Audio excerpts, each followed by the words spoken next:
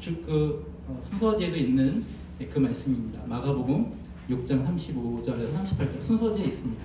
성경을 찾지 않으셔도 거기 있습니다.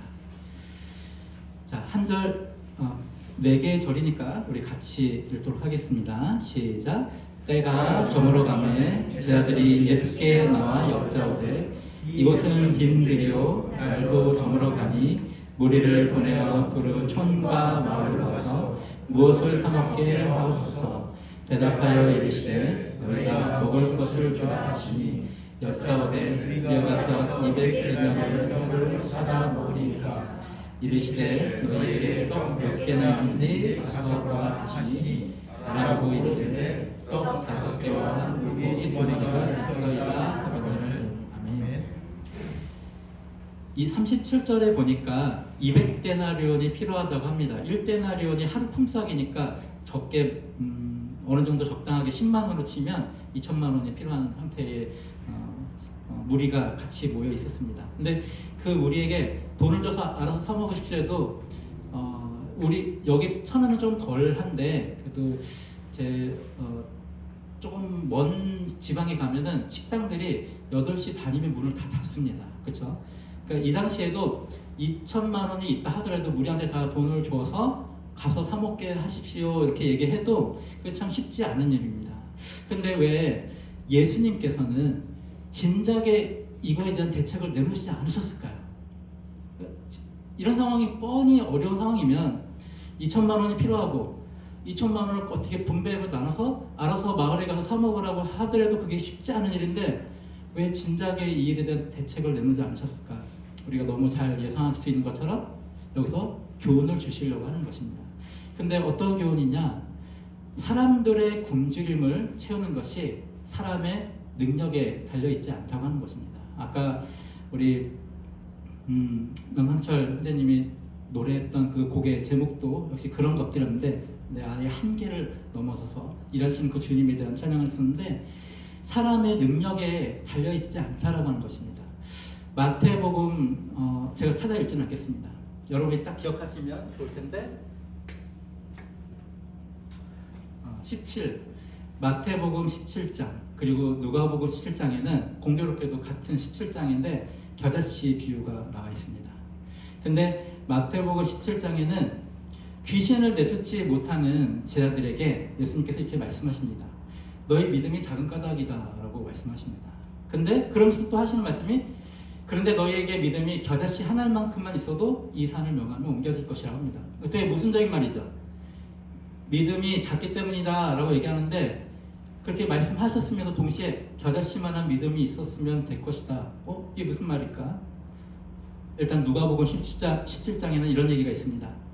믿음을 더해달라고 하는 제자들의 요청에 너에게 겨자씨 한 알만한 믿음이 있었다면 이 뽕나무더러 뿌리부터 바다에 심겨질 것이라고 말씀하십니다.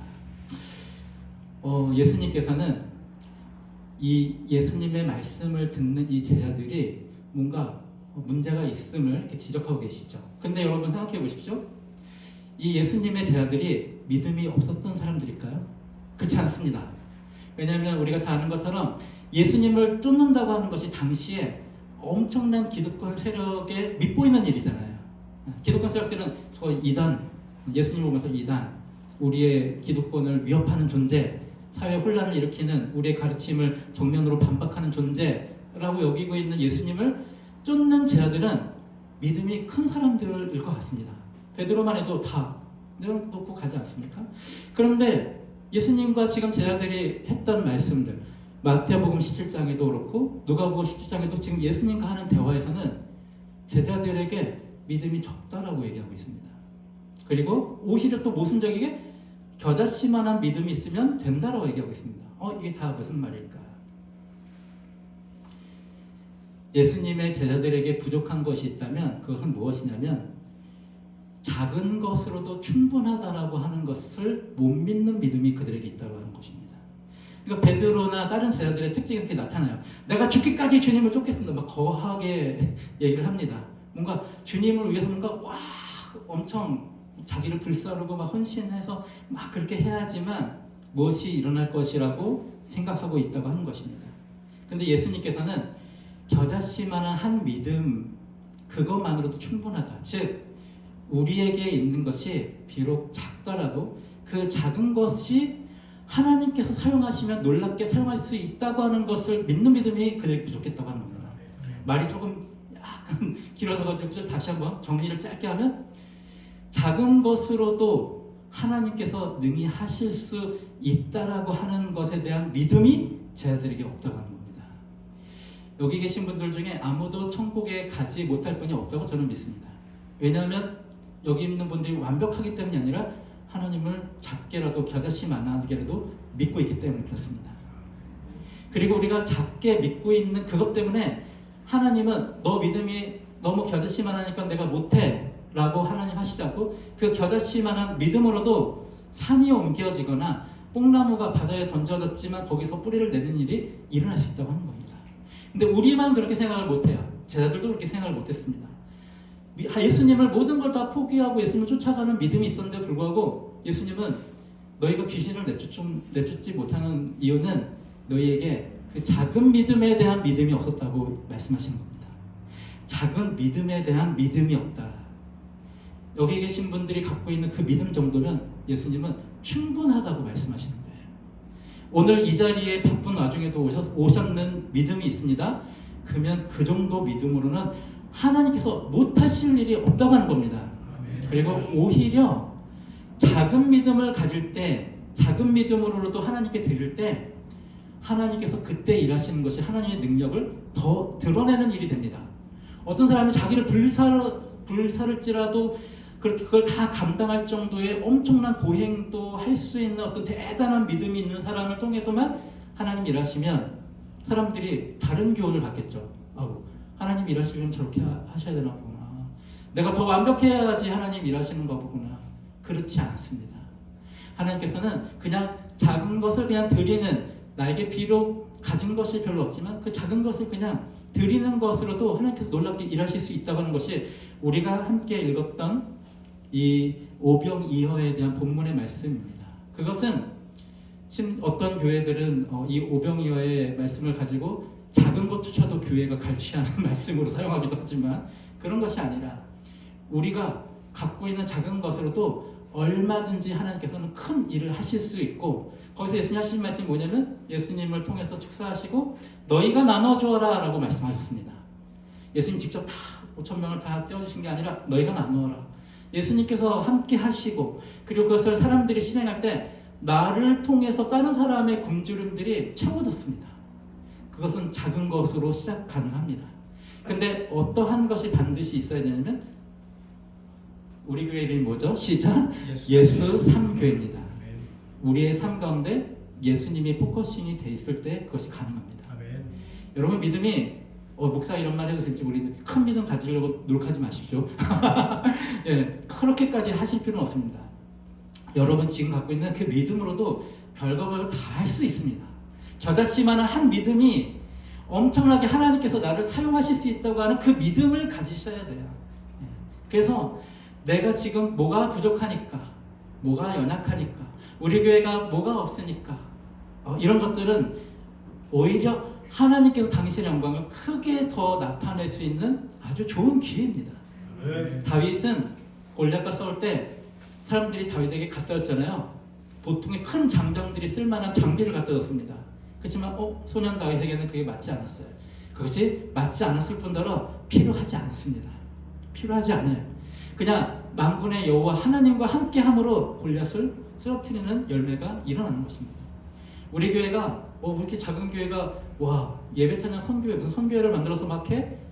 뭐지? 막 이런 생각을 하겠지만 우리는 그걸 충분히 할 수 있는 작은 것의 믿음도 놀랍게 역사하실 수 있다고 하는 믿음이 우리에게 있습니다. 할렐루야. 예, 그것이 있기 때문에 저와 여러분이 있기 때문에 우리가 이 일을 하는 것이고, 그것을 믿고 하니까 벌써부터 열매들이 나타나기 시작했습니다. 열매들이 기다리고 있어요. 언제 빨리 모임을 해요? 기다리고 있었어요. 막 어떤 자매에게도 목사님이 서울에서 어떤 모임을 하면 제가 꼭 참여하고 싶어요. 교회는 안 다닌 지 오래됐어요. 근데 우리가 이제 서울지구에서 모임을 한다고 하니까 거기는 참여할래요. 직장 끝나고 뭐 늦은 시간이어도 난 참여하겠습니다. 또 어떤 자매는 일산에 사는데 1시간 40분 걸린대요. 서울까지. 근데 참여하겠습니다. 그 다음에도 교회 안 다녀요. 벌써부터 우리가 작은 것으로도 역사하실 수 있는 그 하나님의 역사하심, 하나님의 크심을 믿고 하나님께서 우리에게 말씀하신 대로 갈 때 일들이 일어나고 있다고 하는 것입니다. 말씀을 정리하겠습니다. 오늘 예배 찬양 선교의 이 설립 예배를 맞이하여 우리가 이 말씀 역시 예배 찬양 선교회에 해당하는 말씀입니다. 이 예배 찬양 선교회는 거기에 여러분 나눠준 순서지에 보면 찬양사역에 비전이 있는 분들과 함께합니다. 뭐 이렇게 쭉 나왔지만 여기서 이제 빠진 것들은 노래를 못해도 상관없습니다. 이런 부분들입니다. 예, 물론 오늘 두 분 괜히 제가 이번 주가 입시 기간에서 교수님 저는 입시를 하고 있습니다. 잘 쉬시고 계시죠? 감사합니다. 쉬셔서 제가. 근데 굉장히 잘하셨어요. 네, 합격 1차. 네, 2차가 남아 있습니다. 목요일날 내일 2차 정시가 있습니다. 근데 우리가 갖고 있는 것이 아주 멋들어지고 엄청난 고음이 필요한 것이 아닙니다. 예배 찬양 선교에 오시는 분들이 또 우리 박영미 자매님도 청주에서 오셨습니다. 네? 박미영. 제가 뭐라 그랬죠?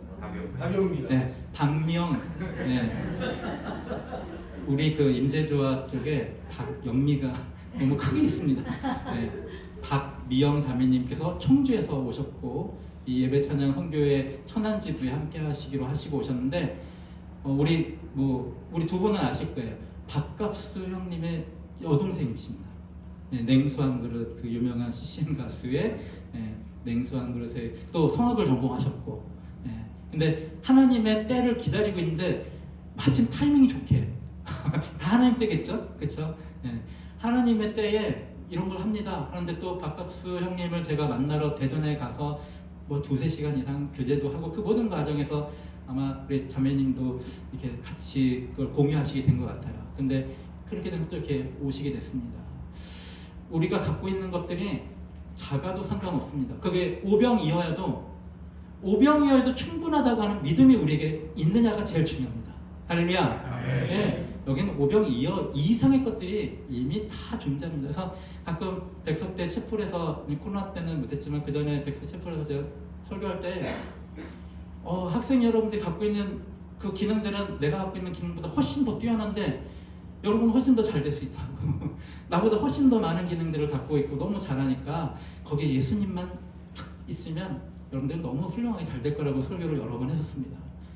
우리가 앞으로 예배 찬양 선교회를 통해서 할 일들이 그것이 크고 작고 실력이 엄청나고 중요한 그런 것들이 중요한 것이 아닙니다.